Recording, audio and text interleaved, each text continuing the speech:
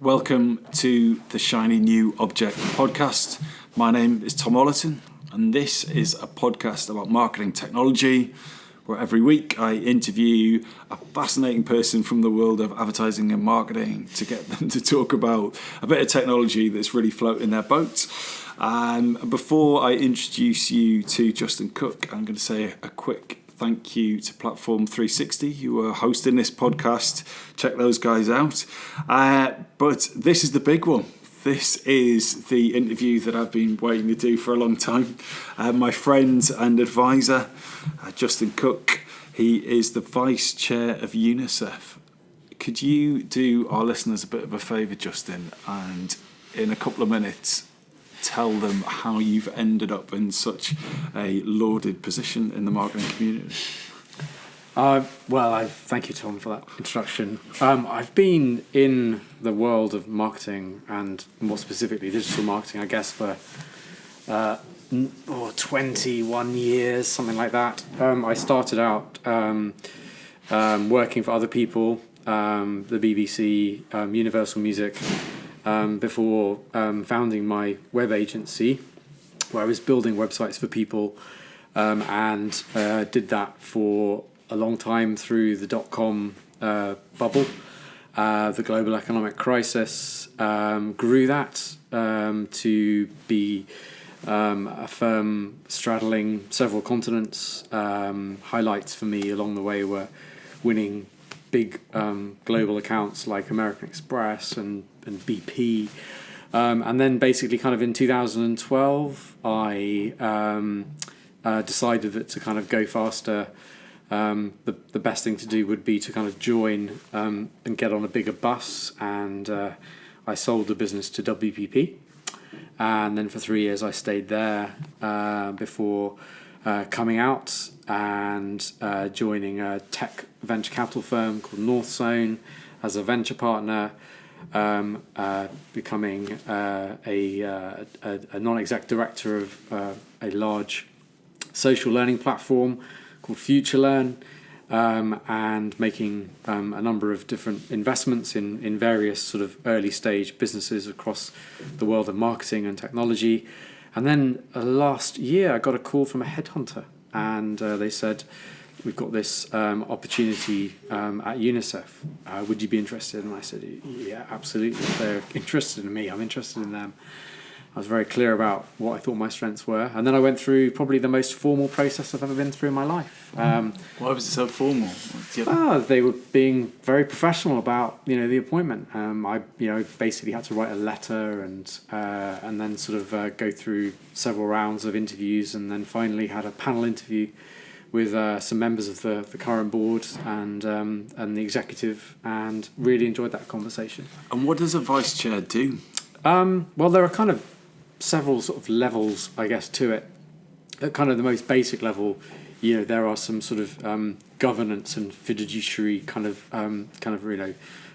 compliance style kind of requirements of the role, where you basically kind of have to make sure that things are being run, according to the law, according to best practice, and not to the detriment of UNICEF's purpose. And that the money they raise is being spent on the right stuff and so on. So there's kind of that level. And then I guess there's the kind of stuff that sort of, I really enjoy doing, which is getting more involved in the things where, I hope to make a difference. And with someone like UNICEF, which is an immensely and scarily impressive and huge organisation. Today they will immunise 8 million children, for example. I am trying to... What's that, 8 million today? 8 million today. Today? Every day? Every day. That's how many children are immunised by UNICEF. They'll deliver, 500,000 or 600,000 tonnes of food today. And so that is colossal. And for me, as you know, I'm really interested in this sort of the exponential kind of impact of digital and marketing.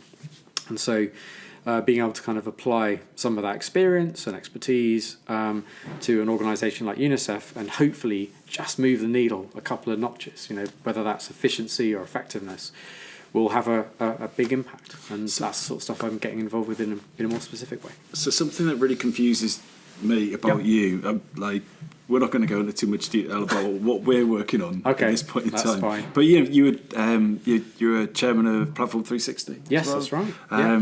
And obviously, various interests attached to North Zone. What I can't understand is how you manage to balance those different skills. So on one hand, we have a Skype call from Kosovo, where you're, as you say, moving the needle, delivering more food, immunising more kids.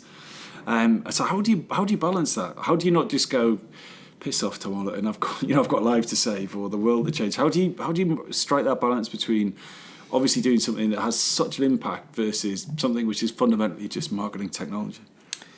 I think you have to believe in everything that you're doing, right? And if you don't believe in what you're doing, then you should probably not do it. And so, without flattering you too much on the airwaves, I believe in what you and I are trying to do in marketing technology. And so, when you do call me on WhatsApp and I'm in Kosovo, I don't go, oh God, why is he bothering me again? I'm basically thinking, okay, we need to talk about moving the needle with Tom. And equally, I'm very straight with you about when I can't talk, and you and I have got that right. And I probably don't think about the idea of having a day job or this sort of balanced work and sort of lifestyle, because I don't think of it as being work, and I don't think of what I do as a career. I do say no to quite a lot of stuff, and I probably say yes to too many things as well. But I think ultimately I'm choosing the things that I'm doing, and I'm hopefully choosing them for a reason. And the reason is that when I do get involved in these things, I don't feel like I'm being harassed or badgered. Is that a fair answer? Yes. So going to the bit about you saying no to stuff, how have you got better in the last 5 years at saying no to things? Well, I definitely have got better. I mean, I think when I came out of WPP, I think it was like an elastic band, kind of like being let go, and I kind of just said yes to millions and millions of things. Like what? Literally anything anybody would ask me to do, I'd say yes to. Quite literally, the word no didn't exist in my. But I think what I've got better at is not necessarily saying no, but saying what is it you're trying to achieve? What is it? You're looking to try to do? How do you think I can help you, without that kind of coming across as patronising or flippant, or in an email, kind of read the wrong way. And that's kind of what I think I've got better at over the years. It's like trying to get to the nub of what it's really all about, and trying to kind of cut through the various layers of, politeness or, fluff. And I think I've got better at trying to really sit down, talk to people, and focus on, what is it this is really about. And that is, in a way, for me, of working out whether I can or cannot help somebody or get involved with something. So rather than saying no, I'd say, well, you're trying to do this, I'm really not the right person, I really can't help you in this, and then I will always try to kind of help them move on. And I will say, I'm not the right guy, go and talk to these people, or maybe you should think about this. And then I've left that kind of conversation, meeting, whatever, hopefully I've tried to make it I've left it in a better place than it was at the beginning. So you have a really consultative way of saying no. That's probably really cheesy and not at all. I think that's very true to your what I know about your personality is that you'll intellectualise something to get you out of it. I think it's brilliant. It reminds me, I heard a really interesting bit of advice on this subject that basically said you should never say yes to something. I take that back. Imagine the thing you're saying yes to is tomorrow afternoon, or like next Tuesday, because you might go, I'll go and speak at that conference. Yeah, of course I'll go to Amsterdam. Like I have a bit of a struggle between future Tom and present day Tom. Future Tom's got all the time in the world. Future Tom can definitely squeeze it in, and then by the time the present rolls round, future Tom's going, thanks, Tom, in the past. Thanks for dumping it on me. I think that's a really nice thing. Like, would I want to do this afternoon? But anyway, this isn't about me. This is about you. Just a sort of random question now. What? Oh God, I know what you're going to say this. What is the most useful thing that you've bought with your own money that you haven't used for quote unquote work? That I haven't used for work, or that I have used for work? You have used for work. That I've used for work. Yeah. So have you bought like a cool watch that you use for work all the time, but it wasn't paid for by UNICEF or North Zone? Or whatever? Well, I mean, I have probably several. If I'm being honest, is that allowed? Yeah, go for it. So you said watch, right? So I haven't worn a watch since I had a Swatch when I was 13. I think probably by about the age of 16, I stopped wearing a watch, and then the Apple Watch came out. And basically, I had kind of no interest in the idea of wearing a watch, but somehow I ended up buying it. I think on the back of having dinner with somebody who said you should really try it, so I did, and now I don't take it off. So talk to me about this. I'm really passionate about. I have strong feelings about the iWatch. Tell me why it's great. Okay, for me, there are so many things that I now use it for that are just part of the way that I live. Come on, list them out. Be specific. So the very specific things is I love Apple Pay. I love being able to pay for stuff with my watch. Right. Okay. I'm going to pull you up on this. Not pull you up on it. My experience was I got an Apple Watch super early. Me and a couple of friends were developing an app. Yeah. We'll go into another time, one of my many failures. And I used it for Apple Pay. Yeah. And so I was on the tube at Earl's Court and I went to beep through. It didn't work. And you're like, okay. Yeah. Didn't do it again, by which point a queue of 6 people had queued up behind me and the bloke at the back went, you wanker. And I thought, how many items of clothing that a man of 40 would wear that you literally get called a wanker for? And I thought, nothing dropped that watch quicker than public abuse. You've got to go through it. You've got to play. You're totally right. I mean, and I do probably use it to buy basically everything that I buy during the day, as well as travel. I mean, I don't buy anything, and I wouldn't buy anything any other way if I had a choice. It annoys me that there's a limit, on how much I can actually spend holidays on a transaction. Cars. I would quite happily, it's always a little treat to, go into the Apple store and know that you aren't sort of, limited. But it's just from a convenience perspective, not having to faff about with my phone and use my phone to pay or get my wallet out. I'm just quick flick of the wrist and I'm on my way. I'm going to carry on because there are other things about this watch that I do like. Come on, tell me. So I love the haptics on it. I love the kind of the feeling of the little kind of you get. Right. Like I got a reminder about this podcast. Just little kind of brings me back into the room, gets me centered, gets me focused. So that's really nice, little bit of a reminder. It's very subtle, it's not visual. It's a kind of, the idea of kind of haptic style kind of like, kind of interaction is really interesting as a concept, From a marketing perspective, is there a way that you could start kind of doing branded haptics? That's kind of interesting to me. And what do you think about brands using smartwatches? I think if do you use any? Get your apps out. Come on, my reading glasses. Let's have a look. I'm going to try and visualize what we see here. I love how of course we've gone already. So I have my haptic. Obviously, I have my activity. So I have my calorie counts. My insight on calorie count was obviously you track your steps across the day, and I'd be in this situation at home where I go, do you know what? I really want a beer. Go to the fridge and get a beer out, walk back to the table, and that was the thing that got you over your target. Yeah, and be like, congratulations on being so helpful. You've balanced. Look, I'm on 525. I mean, it's a low calorie count, 600 calories a day. Let's not get into your calories. Let's have a look at your apps. What's branded stuff you got in here? Okay, branded stuff is interesting. So I've got BBC News alerts. Yeah. Little kind of that's pretty pedestrian, but sort of that is functional. I've got Uber, which I don't find very functional. Santander Cycles, you got Santander Cycles, which I'm a big fan of from a technology point of view. CVS is an American pharmacy, no use of that. Shazam is great. Tap to Shazam. So have you got any brands on there that don't deliver a utility? You see, I'm a utility man. You see, it's, well, I mean, it's fine. Like, I'm Starbucks, I guess, isn't so much a utility. Well, but that's buying coffee. I think it's sort of, but I don't use my Starbucks Apple Watch app. I could pay for it. So there's a really, for me, I think every brand has in my view, every brand has to ask themselves a question: should we deliver some form of utility service?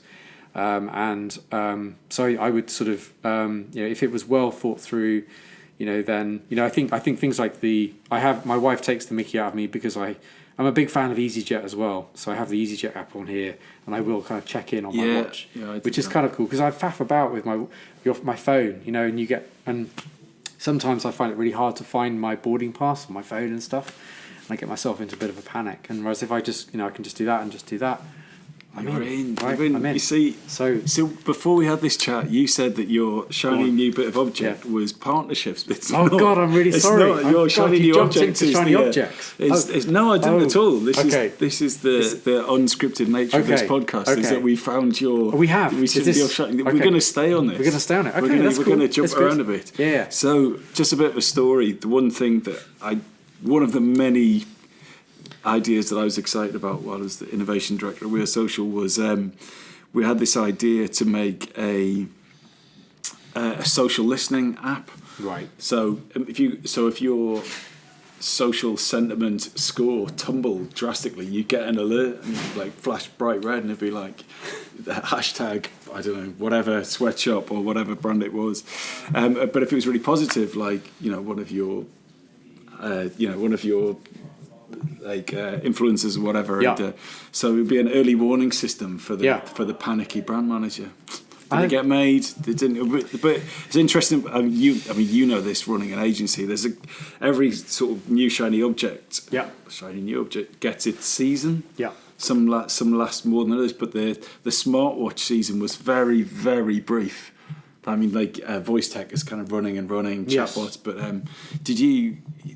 you would have just missed doing smartwatch apps?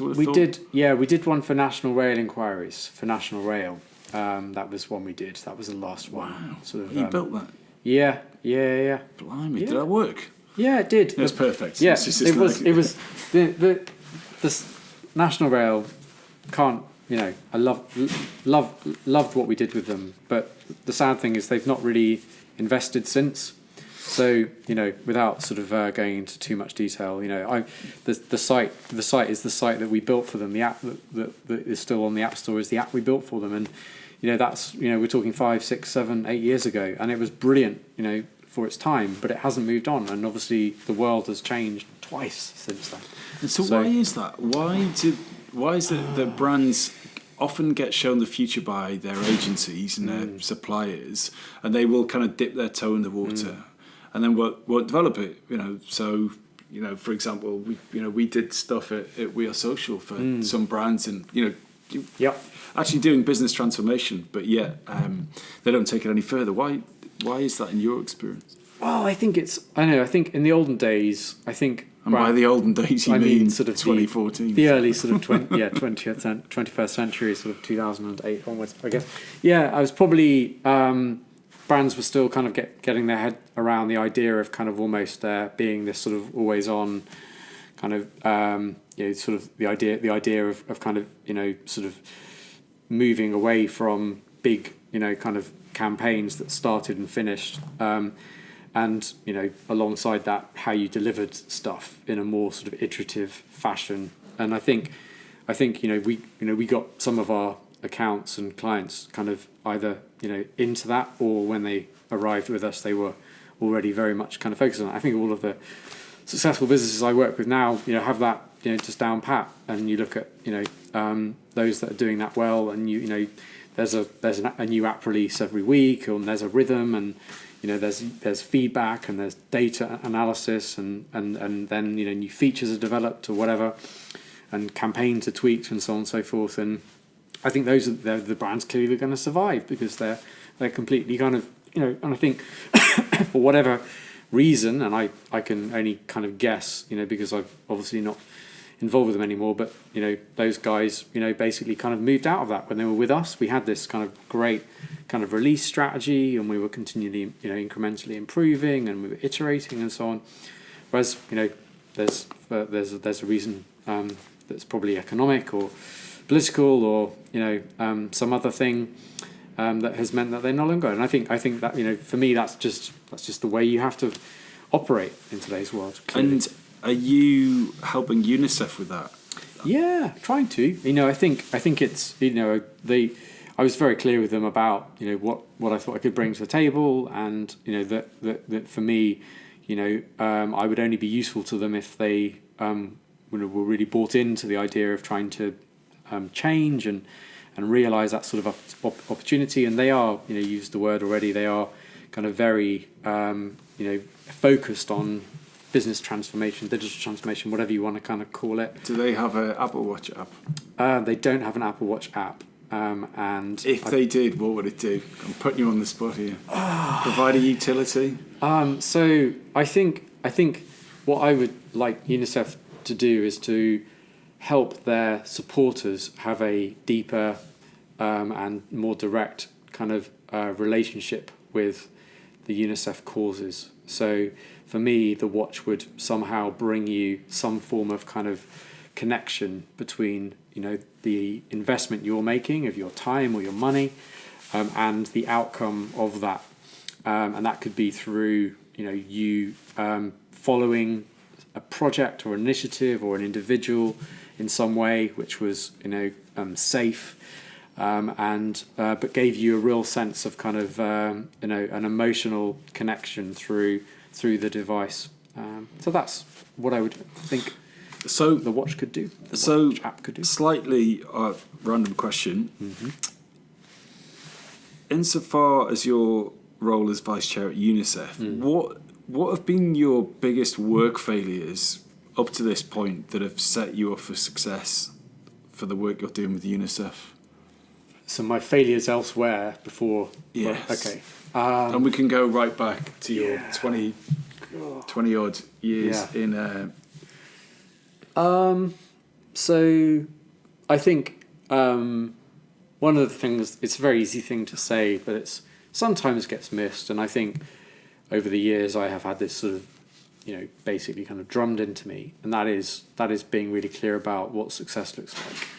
That sounds probably quite cheesy, and it's a horrendous question, isn't it? It's the perfect question to ask a client. It is. Could you tell me, Mr. or Mrs. Client, what does success? Yeah. And they just go, ugh. And they groan, or they, and I think so. That's one thing that I think I have, tried to help UNICEF get clearer about, and we now have a great set of KPIs that enable us to measure how we're doing. Can you share those, or is that top secret? It's not rocket science, It's the sort of thing where it's really about knowing where you're placing your bets as a marketeer. In terms of whether you're thinking about that as kind of campaigns, we're thinking about that from a channel perspective, and that's something that that they're now able to measure in a much more effective way.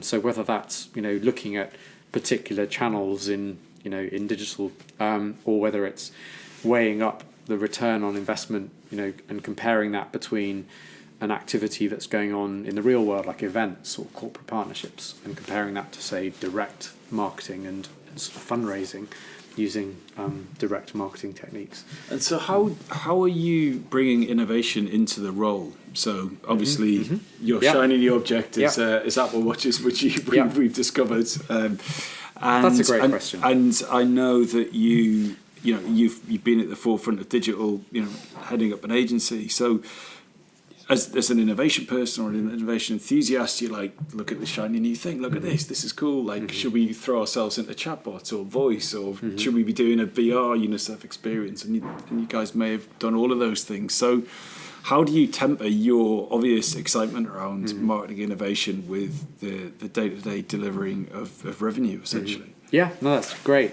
question. I think there's so on one very simple answer to that question is that I have basically asked colleagues in the industry in the world to basically either invite the UNICEF team into their offices and talk about how they do things, or to come to UNICEF and talk about what they do in a very kind of Chatham House kind of style way. And we've had some incredible brands, some incredible organisations come in or invite us along, and I think nothing is better than hearing it from the horse's mouth, right? It's so when you're sitting and you're listening to someone from ASOS or from Spotify or from Facebook talking about how they achieve this or that, how they approach things, Monzo, real kind of disparate sort of mix of organisations. And are these partnership conversations, or just like, I know this interesting person, can you come and talk to? It's sort of, so what I did was I kind of said to the UNICEF team, I said, look, who do you admire, who do you respect? Like classic. Again, you'll probably call me a classic consultant again, which is fine. I said, look, who do you want to? Yeah, who do you think is doing great things? Who do you want to learn from? Who would you love to talk to? And they wrote this long list down. And who else was on it apart from Spotify, ASOS, Facebook, and Lad Bible? Facebook. Monzo's interesting. Yeah, Monzo's a really interesting one. Yeah, you should have them on your podcast. They'd be really good. Maybe you should introduce them. We'll get to that. Okay. So did this anyway, kind of hero list? And, hero list, and then they basically, JWT came in. So the exec creative director of JWT, really awesome Argentinian exec creative director who's really shaking things up over there, came in and was, and the list, and the NHS Digital, so and you were able to go into the black book and to sort of, that's what you do. But it's easy for me because who's going to say no to UNICEF at the end of the day? There's a kind of I'm too busy. A story. Exactly right. With UNICEF, it's basically the answer is yes. What's the question? It's like that is who doesn't want to try and help them move the needle? And did they have a brief? Did you go to Lad Bible? UNICEF want to talk about content or, exactly. Okay. Yeah, absolutely. And at the same time, talk about what you think your superpowers are, or what it is that's driving your success. How are you overcoming these sorts of challenges? But I think it's really been great, and that's an easy thing that everyone and anyone can do, right? And what was the output of those sessions? Was it obviously lots of note taking, but how? Because I find in roles that I've been in that there's kind of 3 steps to make it move in the needle, if you like. The first is inspiration, like, oh wow, that's so cool. Then there's so inspiration is the first thing, and then it's like consideration, like motivation to want to do something, and then action. Inspiration in the innovation game, piece of piss. Absolutely, just bring some shiny videos or interesting people. I was like, oh my god, and then getting them to write it down or actually send an email or actually do a project is really difficult. So how did you? I'm sure it was super inspiring having the global ECD of JWT or Facebook or Lad Bible, but what happened next? How did you get them to go from inspiration to action? So I think you're absolutely right, and I think there's a couple of things I'd say on that one. One is really in a way the idea of coming on board at UNICEF, I needed to make sure that the other members of the board and the executive were sort of committed to driving driving the change, and so that was kind of part of my interview process with them, and I wanted to hear it from them that they were serious about this and they were committed, and it was coming from the top. And then I think you've got to obviously have it from from the opposite end. You've got to have it from the bottom up as well, right? But at those inspiration sessions, we made sure that we had members of the executive there who were being equally inspired, but perhaps had the license to then turn that into action. The other thing that we did was we had members of the board there as well. So there's always a couple of members of the board at those meetings. So again, they're mandated to drive this stuff through. And so when the team sees how serious the organisation is, and the organisation itself is trying to sort of find the things that they've been inspired by and then turn them into action, then that's moving you towards the stage 3, I guess. And so, for example, one of the first people we had in was Facebook, and they were talking about workplace. And who came in from Facebook? We had... Well, which job title? Yeah, we had the guys in from Workplace, which is their sort of their... Yeah, know very well. Brilliant. Very brilliant well. tool. Yeah. Really, I've seen a lot of those sorts of things over the years, and been really impressed by that, to be honest. I often think, how long did that actually take them at Facebook? File replace, file save as. Yeah. What should we call this? Because it was called Facebook at Work, wasn't it, originally? That's right. Yeah. Okay. Yes. So they came in. They came in, and basically one of the outputs of that was we need Workplace. So they actually, and then I just helped drive that through. Right, and now it's instituted. Now it's instituted globally, and it's on its way to being globally instituted, which is the other. Even though that's outside of my remit, I've kind of spoken to the guys in Geneva and said, "Come on, guys, let's roll this out globally." And so I've kind of helped them then develop a pilot, kind of basically with a few other kind of national committees around the world, and I've got the French involved and the guys from Iceland involved, and so that's now running. And that would be a nice legacy to leave, right? In terms of building a more, globally connected UNICEF. An intranet that works, as opposed to something like teeth pulling. Totally, and it's being able to kind of do live video to the whole, and the engagement rates are through the roof. They're insanely high. Anyway, so that's a very literal. So Monzo, again, hopefully the Monzo guys don't mind me talking about it, but they've agreed to basically take the guys through their A/B testing framework that they developed. So they're literally sort of training up the UNICEF team in for the platform for how Monzo does A/B testing, and then UNICEF hopefully will learn how Monzo do it, and we'll be able to sort of implement that inside UNICEF. So it's very practical. Aren't you done for the year now? Couldn't you just go, well, I've totally created this high engagement, cost saving intranet. No, and that's now, like a day's work. Is that okay? So what's your that makes me happy for a day. Okay, good. And then it resets like every morning, and I go, okay. Groundhog Day. Totally. So what's Justin? What does success look like at UNICEF? At UNICEF, like in a year's time. In a year's time, I'd probably have to be a bit more long term about it. In a year's time, crux. But I think. Go on. In a time frame that you feel comfortable talking about. Yeah. So I mean, basically.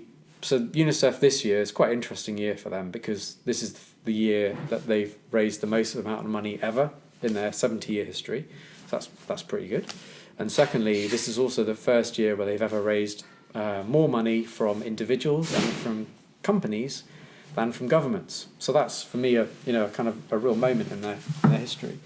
And they've been really ambitious, and they want to raise another $1 billion a year by 2021. So if I can help UNICEF raise another $1 billion a year on top of the 1.8 billion they already raise, that's, I guess, one way of measuring it. And the other way of measuring it is obviously to make sure that every child is happy and safe. And that is probably not going to be in my lifetime, and it will probably never be achieved by something that you can kind of aspire to do, as a goal. And you damn well try as hard as you can to get there. So, there are some seriously impressive stats around the number of children that are now out of poverty, the reduction in the rate of child mortality that are really impressive and really positive, but there is still a very, very long way to go. And which element of UNICEF's work is most important to you emotionally? I mean, I think it's probably.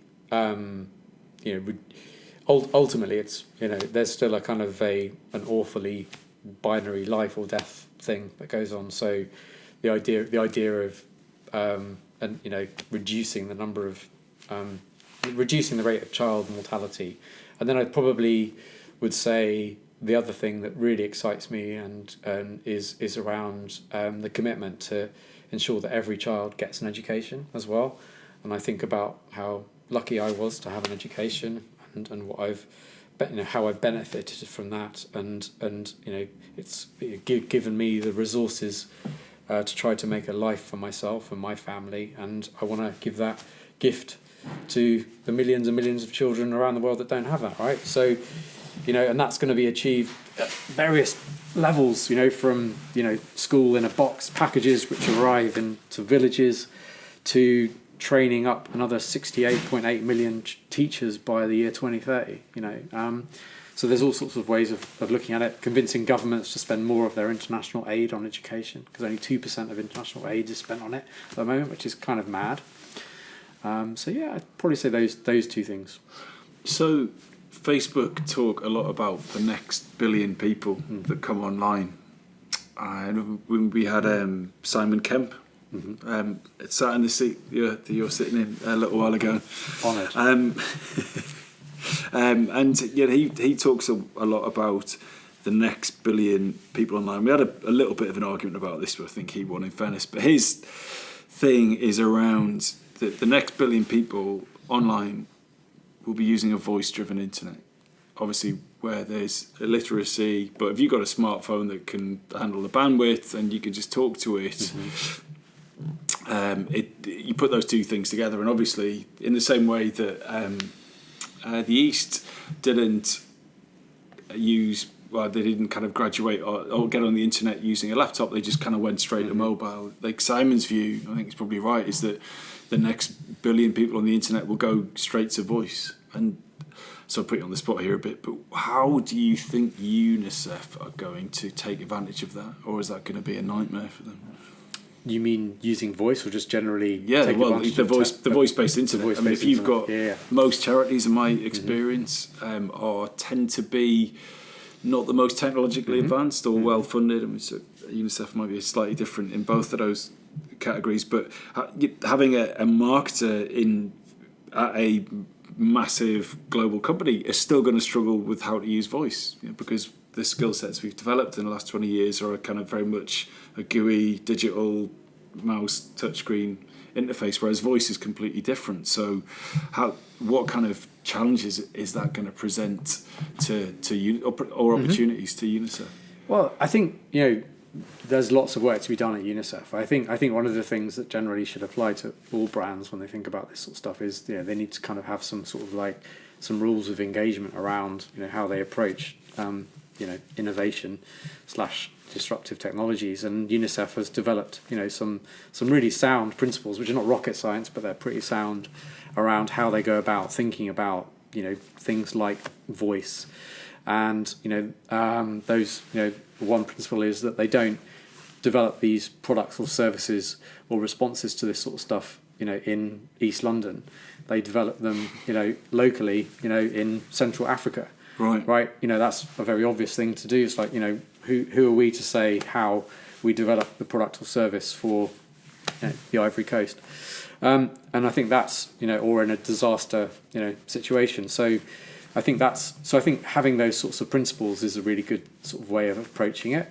And it's not probably going to be me that determines, how we develop voice, but it'll be people in the ground, in the field, living it, breathing it. I think the other thing, going back to your point earlier around partnerships, is you partner, right? You work out who are the people whose mission or goals are aligned to yours, or values from a brand perspective are aligned to yours, and then you work with those guys who are potentially experts in that field. And UNICEF's doing some really pioneering stuff with ARM Holdings at the moment, the chip manufacturers. Right. They make the chips and iPhones. They do indeed. Yeah. And the UK ARM company. Yeah. Sorry, just me. There we go. Very staccato, terrible interviewing techniques. Apologies. So tell me about how are they partnering with? So they're working with them to develop next gen Internet of Things and wearable devices in the field, and ARM are using that as a way of basically running a research and development program in market or in emerging markets. So, and what's the brief for that? What are they trying to solve? So imagine having say 100,000 people in a refugee camp who've got no form of identification, and therefore are basically relying on humanitarian aid to survive, and they have issues with illness, and a wearable device could act as a way of you carrying your identity or your medical record, or give you some form of kind of internal currency that you could be using to pay for goods and services. And obviously for ARM, having 100,000 people in that sort of situation is a brilliant testbed for what consumers in the developed and developing world may want from wearable devices. So if we think about the watch and what that will look like, and whether it's voice activated in 2025 or it's invisible by 2027, that's all going to come from those sorts of kind of scenarios where you've got masses of people who are in kind of extreme and highly dense kind of locations or environments, I guess. And how has that come around? Is that one of your that's a lunch and learns that you've basically said, hey guys, do you want to come in? And I think for me that's kind of a good example of the way that brands, be they non-profits or profits, are going to start to kind of work more closely, together, and that will have, clearly marketing kind of benefits, and in a way start to paint a bit of a picture around what marketing, whatever the next generation of marketing we want to call it, whether that's 4.0, the fourth marketing revolution, whatever it is. And I think that kind of is something that is sort of, beginning to take shape, where brands are now collaborating to perhaps kind of develop products and services which are sort of mutually beneficial. The work that UNICEF has done with Unilever is sort of pioneering in that way.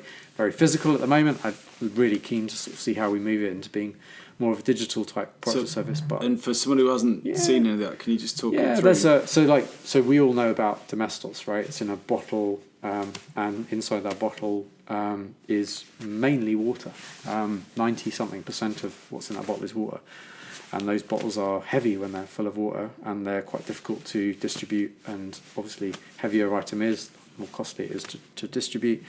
But what if you basically just provided Domestos in powdered form, and then provided buckets that enable people to basically source water locally and then mix up the powder to create disinfectant to ensure that there was proper sanitation in various parts of the world. And that's exactly what UNICEF and Unilever have done. So Unilever now and Domestos now have a new product that is born out of that type of situation, where it's Domestos in powdered form. And so how did that NPD come around? Was it a case of Domestos said, well, look, we could probably do this without water, or was it like that's such a brilliant story, and one of those things in the marketing press that just leap off the page. But I always think, how hard it is to get innovation away. Yeah. Like, how did that work? How did the cogs turn to make that a reality?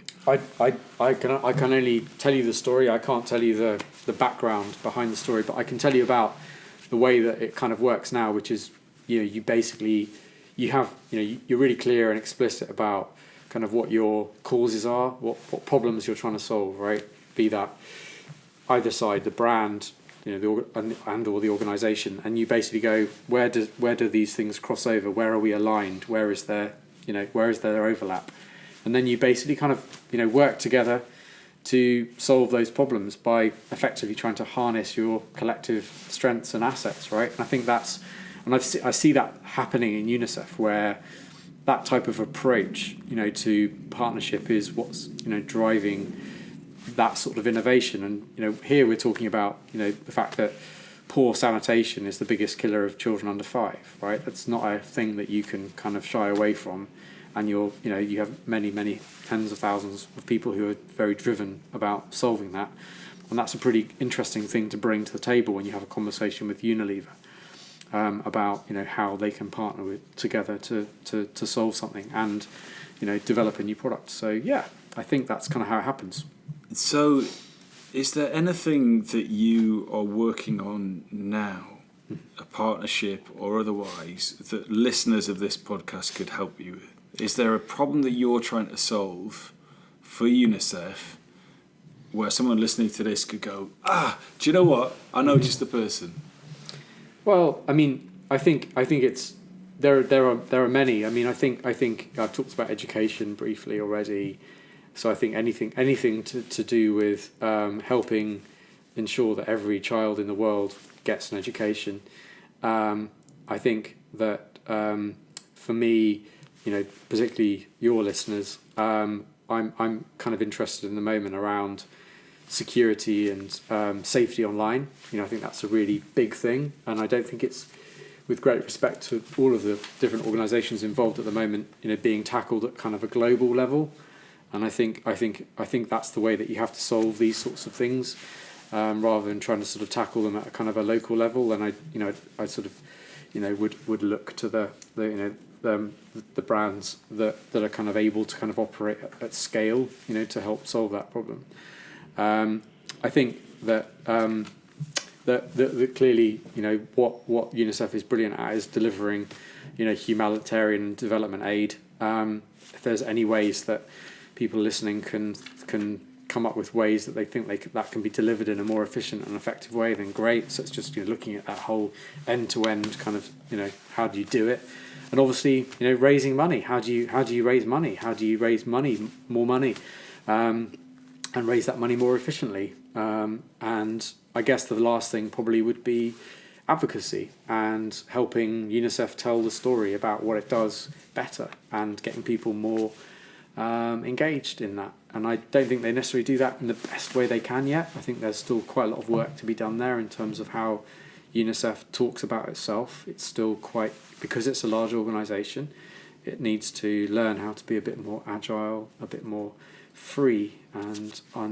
open in the way it talks about itself and what it does and the impact it has. And this is me thinking very optimistically about this, that someone sat there going, I've got just the thing. Like, how do they do that? Did they contact you? Is there ideas at unicef.com? There's loads of ins, and they, you have the UNICEF Innovation Fund in New York, which actually is investing in startups.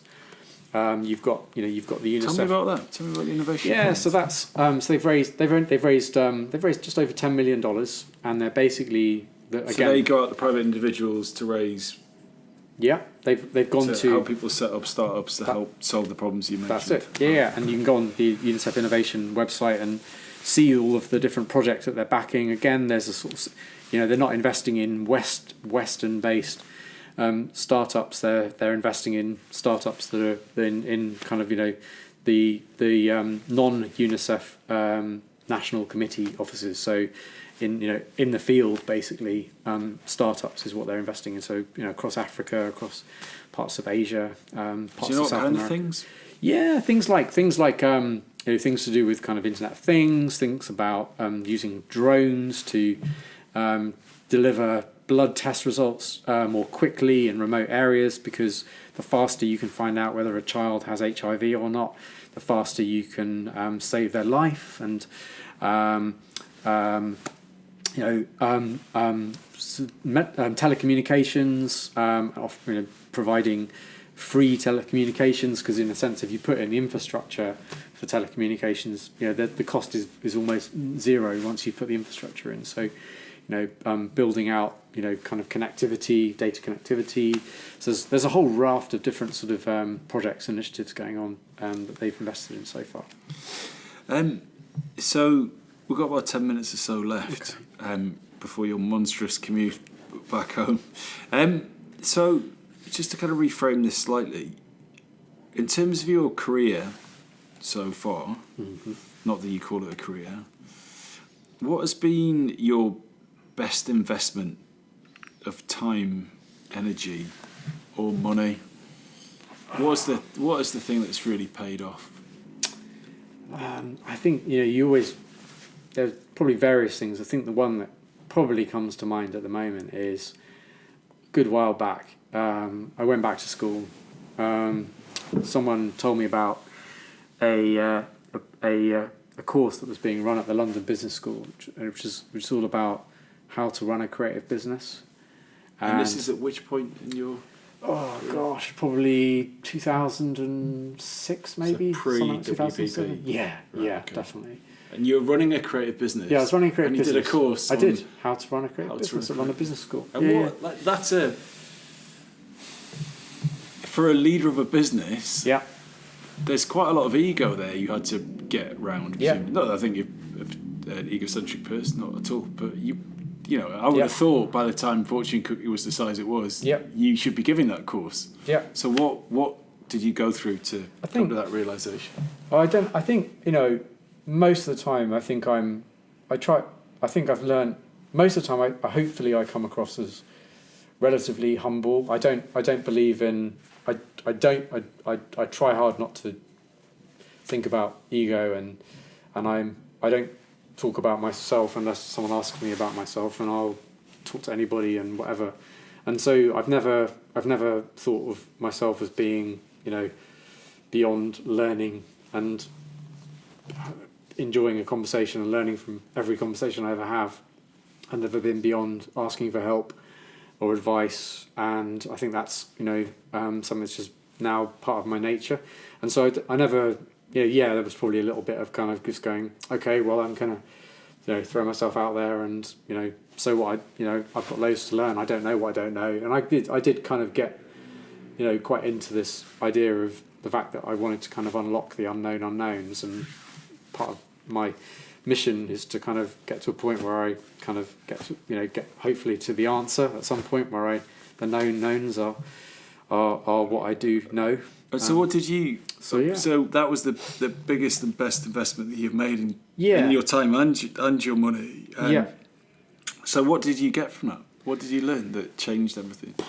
I mean, lots of things.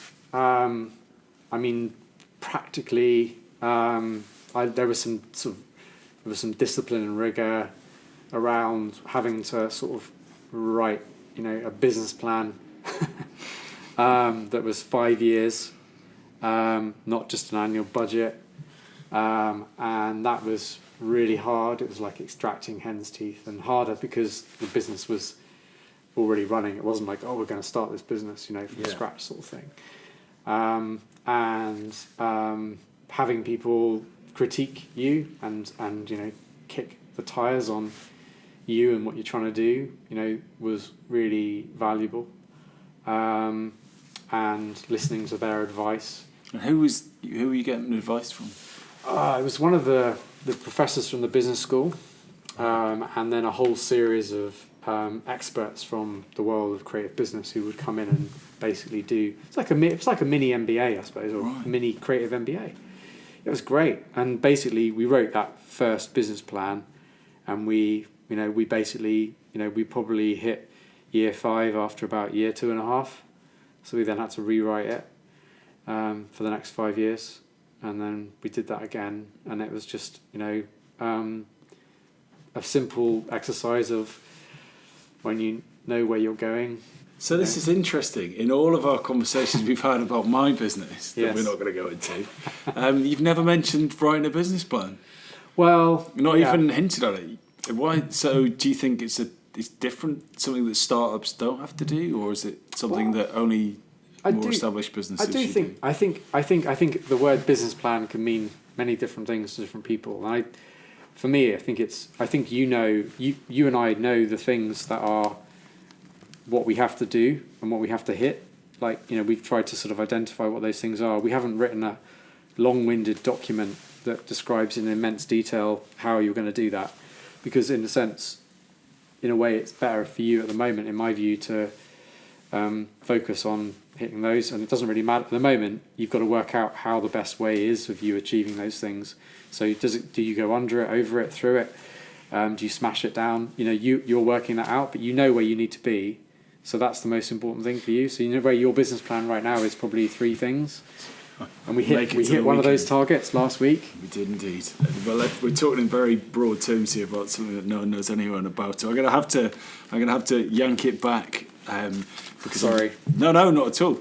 I'm just thinking about our poor listener. All right. So tactical thing. When you feel overwhelmed or unfocused, how do you get back on track? That's a great question. I would probably say that I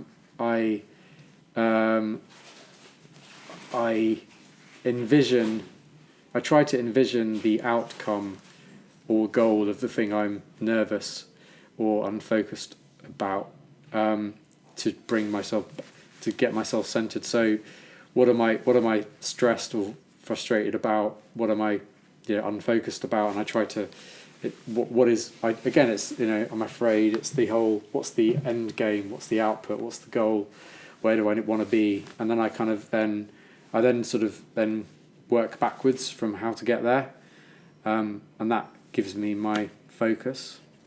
That's a very Justin answer. It's like problem solve your way out of problem solving. I'm sorry. Don't apologise. Okay. It's Shiny New Object podcast. There's no apologies to be made. Fourth one. So, let's say there is someone listening to this podcast who's just left university, mm-hmm. and they would like a career in marketing, advertising, or maybe even the charity sector. Mm-hmm. What advice would you give to that person, as long as they were smart and driven and mm-hmm. wanted to achieve something? Yeah, I do my homework, and I mean that at every level, I guess. I think the best thing you can do is do your research and on the thing that you're interested in, curious about, and then ideally talk to as many people who are in that world as you can, and get them to be convinced to let you try and help them, work with them, give you a project and do it and learn by doing, and you will decide whether it is actually the thing that you love and you want to do more of it and that you're good at it, or you'll realise that it's not the thing that you love, and that's a really good thing too, because it's one less thing that you have to find out quick. Yeah, exactly. So we should wrap up here. We've talked about a lot of things, and you've definitely pulled this conversation in lots of different directions. Most people it follows the formula, but we've jumped out all over the place. I think the things that really stuck out for me was you saying that you do stuff you believe in, and that can be at a small technical level or a huge global level, and that was really interesting to hear.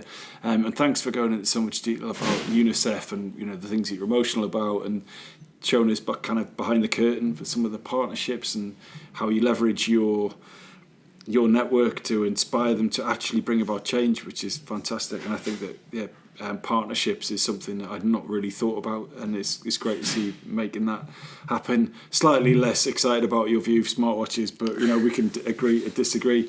And I love what you said at the end there about doing your homework at all levels, and I think that's it's easy when you get to a certain age or a certain level of proficiency that you take some of that stuff for granted. And it was really inspiring to hear that you actually went and did a course about being a creative leader while being a creative leader, and I think we can all learn from that. So just to finish off, if someone wants to get in touch with you, what is the best place to get hold of Justin Cooke? I would probably use LinkedIn, I'm afraid. But yeah, connect to me on LinkedIn, send me a message on LinkedIn, and that's a very good way. And that's where we're going to leave it. All Thank right. you so much, man. Brilliant. Pleasure. Thank you for having me on.